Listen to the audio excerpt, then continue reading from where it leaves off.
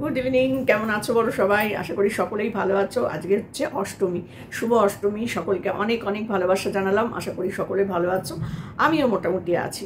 কোনো ভিডিও করতে ইচ্ছা করছে না, বিশ্বাস করো। মনে হচ্ছে শুধু ঠাকুরের সামনে প্যান্ডেলে গিয়ে মায়ের দিকে তাকিয়ে চুপ করে বসে থাকি।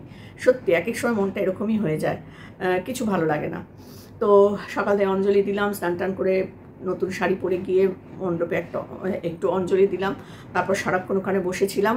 সন্ধি পুজো হলো, সন্ধি পুজো হয়ে টয়ে যাওয়ার পর আমাদের এখানে কুপন সিস্টেম, আজকে খাওয়া দাওয়ার ব্যাপার থাকে। সেখানে এবারে আর বসিয়ে খাওয়া দাওয়াটা হয়নি, এবারে সব কন্টেনার করে দিয়ে দেওয়া হয়েছে, যে যার বাড়িতে নিয়ে চলে এসেছে। এত গরম, কেউ আর ওইখানে বসে খাওয়ার মতো মানসিকতা নেই। যারা দেবে তারাও অসুস্থ হয়ে যাবে, যারা খাবে তারাও অসুস্থ হয়ে যাবে। তো সেই জন্য এবারে কন্টেনারে দিয়ে দেওয়া হয়েছে পোলাও, আলুর দম, মিষ্টি। তো এটাই সবাই লাইন দিয়ে দাঁড়িয়ে যে যার কুপন দেখিয়ে দেখিয়ে নিয়ে চলে এসেছি। তো খাওয়া দাওয়া সেরে সব কিছু করে বসেছি তোমাদের সাথে একটু কথা বলতে। আর শুধু কথা না, রোহনকে আজকে বকতে এসেছি। একদম মানে কি বলবো, এত রাগ হয়েছে রোহনের ওপরে, সেটাই আজকে তোমাদের সাথে শেয়ার করব। তো চলো শুরু করি, বেশি কথা না বলে চলে যাই আসল জায়গায়। হ্যাঁ, রোহন আজকে একটা শর্টস দিয়েছে। খেলা করা সন্তানের সাথে, মজা করা সন্তানের সাথে সব ঠিক আছে, কিন্তু এইভাবে প্রত্যেকবার সোনামাকে কাঁদিয়ে তুমি কি মজা পাও বলো তো? কি মজা পাও? সোনামা ব্যাপা করে কাঁদবে, সেটা তোমার দেখতে খুব ভালো লাগে? আর আজকে তো তুমি একদম সীমা ছাড়িয়ে গেছো। ছি ছি ছি ছি ছি রোহন, এইটা তোমার থেকে তো আশা করা যায় না। বাচ্চাটা যেটা দিয়ে দিয়ে ভয় পায়, তুমি সেইগুলোকে একটু বেশি করে দেখানোর চেষ্টা করো ওকে। ও এরকমভাবে কাঁদবে, মানে মানে আমি তো সহ্যই করতে পারছিলাম না। আমার মনে হচ্ছিল আমি যদি কাছাকাছি থাকতাম, একবার তোমার বাড়িতে গিয়ে তোমার সামনে গিয়ে আমি দাঁড়াতাম। সত্যি বলছি, তোমরা একটা জিনিস দেখবে বলে তুমি ওই মুখের মধ্যে ওড়নাটাকে বেঁচিয়ে বলছে তোমার বাবা মরে গেছে, তোমার পাপা মরে গেছে। আহারে, বাচ্চাটা কি কান্না কাঁদছিল! তার মানে ও এটাকে সহ্য করতে পারে না। তোমার কোনো কিছু হলে ও সহ্য করতে পারে না বা পারবে না, এটা তুমি বুঝতে নিশ্চয়ই পেরে গেছো। ভালো লাগে ওইটুকু বাচ্চাকে কাঁদাতে? হ্যাঁ, আগের বার ঈদের সময় ও একটা জিনিস দেখে ভয় পেয়েছিল, ভয়ে ছিটকে গেছিল বাচ্চাটা। তুমি তারপরেও তাকে সেইটা দেখিয়ে দেখিয়ে ভয় দেখিয়েছো। আবার এই কিছুদিন আগে রাজহাঁস, ওটা নিয়েও ও ভয় পাচ্ছিল, তুমি সেটাও ওকে দেখাচ্ছিলে, করছিলে, ভয় পাচ্ছিল। তো যাই হোক, আবার আজকে তুমি পুরো মুখটাকে ঢেকে, তুমি মুখটা ঢেকে ওর সামনে গিয়ে বলছো তোমার পাপা মরে গেছে, তোমার বাবা মরে গেছে। এটা ঠিক বাচ্চাটার মনের মধ্যে কত রকম এফেক্ট করতে পারে তুমি জানো?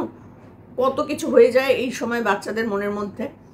এই ভয় যদি একবার মনের মধ্যে ঢুকে যায় না, সেই ভয় কিন্তু বার করানোটা খুব টাফ ব্যাপার হয়ে যায়, খুব টাফ ব্যাপার হয়ে যায়। তুমি হয়তো এখন বুঝতে পারছো না সেটা।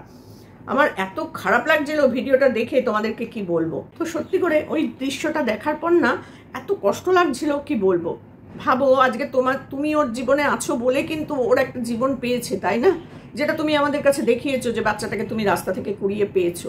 আজকে ওই বাচ্চাটার কিন্তু সত্যি করে হিসাব অনুযায়ী মানে কেউ নেই, তাই না? কেউ নেই, একমাত্র তুমি।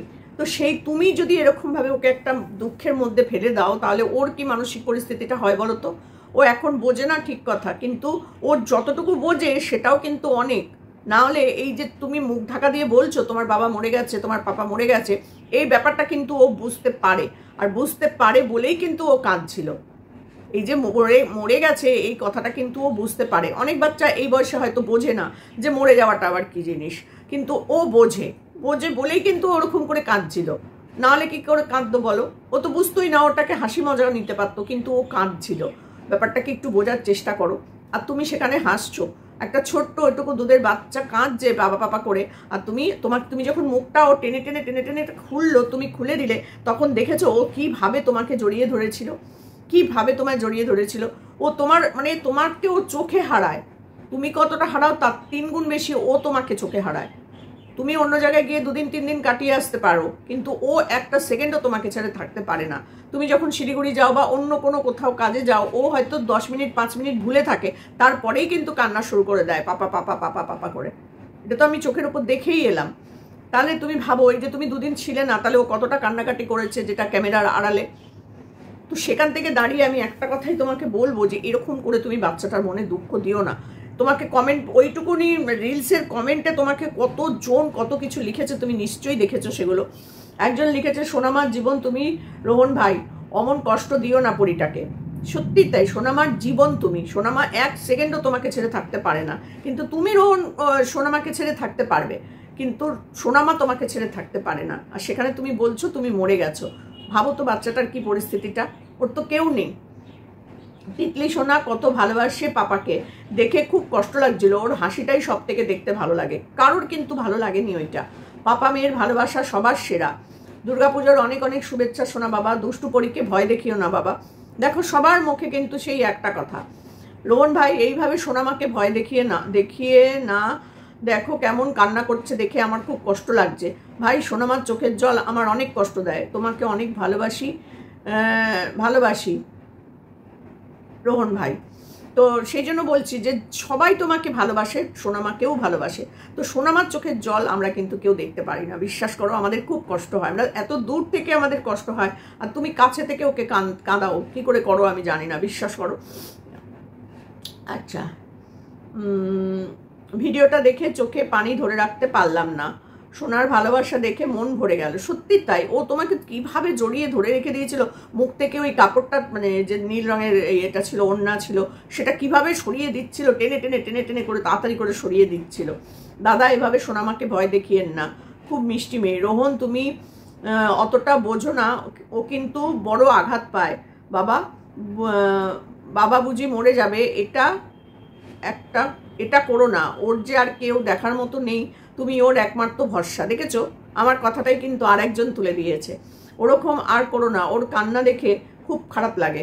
প্রত্যেকটা মানুষ কিন্তু এই একই কথা লিখেছে, যা আমি ভিডিওর মাধ্যমে বলছি, তোমার কমেন্ট বক্স কিন্তু ভরে গেছে সেই সব কমেন্টে। তাহলে বুঝতে পারছো তোমার এই ভিডিওটা আমাদের কাছে যতটা না ভালো লেগেছে, তার থেকে অনেক বেশি কষ্ট লেগেছে, অনেক বেশি কষ্ট লেগেছে। সোনামা কি যে মন থেকে যে কাঁদছিল না, সেটা ওর মুখে চোখে ফুটে উঠেছিল পুরো। আচ্ছা বলছি রোহন, সোনামা যেটা দেখে ভয় পায় সেটা করবে না, কারণ সোনামা না এমনি একটু আতঙ্কিত, ওই মনে একটা ভয় এসে যেতে পারে, কয়েকটা আতঙ্কিত থাকবে সব সময়, সেখানেই বলছি, সেই জন্যই বলছি, এটাই হবে আর কি লেখাটা। তো যাই হোক, এই যে ভয়টা ওর মনের মধ্যে এসে গেলে না, এই ভয় কিন্তু বার করানো খুব মুশকিল হবে, এটাও তোমায় বলে দিলাম। একজন লিখেছে লাভ ইউ মাম্মা, বাচ্চাদের এভাবে ভয় দেখানো উচিত না। দেখেছো প্রত্যেকের এক কথা। রোহন ভাইয়া সোনামা আপনার অনেক ভালোবাসে, সোনামা জীবন, আপনার জীবন সোনামা অনেক ভয়ে কান্না করেছে, ও সত্যিই ভয় পাচ্ছিল। ভাই তুমি ছাড়া এই পৃথিবীতে আর কেউ নেই, তাহলে এই কথা আর কখনো বলবে না, দুজনেই খুব ভালো থাকো। সত্যি তাই, দুজনে আনন্দে থাকো, হাসি খুশি থাকো, মজা করো, রিলস বানাও, ভিডিও বানাও, আমরা খুব আনন্দ পাই সেগুলো দেখে। কিন্তু তুমি এইভাবে বাচ্চাটাকে কাঁদিও না, প্লিজ কাঁদিও না, আমাদের খুব কষ্ট হয় গ্রহণ। আর আজকে তো তুমি মানে কি বলবো, তুমি মরে গেছো এই কথাটা আমাদেরও শুনতে খারাপ লেগেছে, তার সাথে সাথে ওইটুকু বাচ্চার বলো তো কি হয়েছে, তাহলে ও তো এবার তোমাকে আরও ছাড়তে চাইবে না, তখন তুমি নিজেই বিপদে পড়বে। ভাই এইভাবে পুচকুটাকে কষ্ট দিও না, তোমার এত সুন্দর একটা ফ্যামিলির এত ভালো ভালো কাজ করো, তোমার কিছুই হবে না, আমার আয়ু তোমার হোক, ভালো থেকো। সোনামা তোমাকে কতটা ভালোবাসে দেখেছো, কোনোদিন এভাবে বলবে না যে বাবা মারা গেছে।